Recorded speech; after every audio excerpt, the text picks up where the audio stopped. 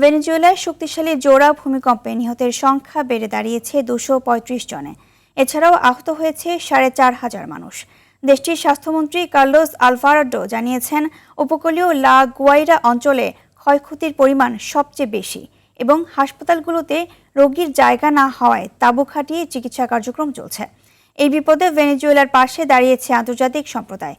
যুক্তরাষ্ট্র ও কানাডা সহ বিভিন্ন দেশ জরুরি অর্থ এবং উদ্ধারকারী দল পাঠিয়ে সহায়তা করছে। সামিউল শিহাবের রিপোর্টে দেখুন বিস্তারিত। ক্লিন মাস্টার টয়লেট ক্লিনার, সবচেয়ে সেফ, সবচেয়ে ক্লিন। ভেনেজুয়েলায় পরপর দুটি শক্তিশালী ভূমিকম্পে হতাহতের সংখ্যা ক্রমেই বাড়ছে। ধসে পড়া ঘরবাড়ির নিচ থেকে আটকা পড়া মানুষদের উদ্ধারে আপ্রাণ চেষ্টা চালাচ্ছেন উদ্ধারকর্মীরা।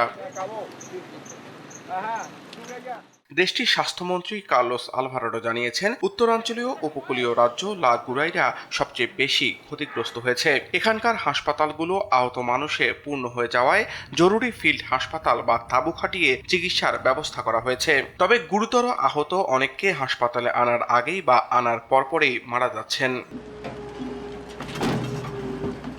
সিমন বলিভার আন্তর্জাতিক বিমানবন্দরটি আপাতত বন্ধ রাখা হয়েছে।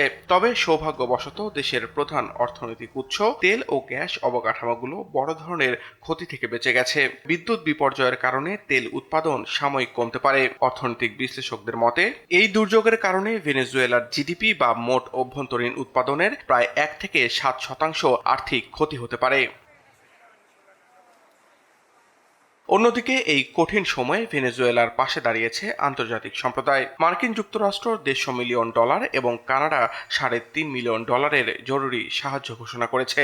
এছাড়া মেক্সিকো ও ব্রাজিল থেকে বিশেষ উদ্ধারকারী দল, অগ্নি নির্বাপক কর্মী ও চিকিৎসকরা ইতিমধ্যেই ভেনেজুয়েলার উদ্দেশ্যে রওনা হয়েছেন। তবে আগে থেকেই অর্থনৈতিক সংকটে থাকা ভেনেজুয়েলার জন্য এই পরিস্থিতি হয়ে দাঁড়িয়েছে একটি বড় চ্যালেঞ্জ। সামিউল শিহাব, RTV।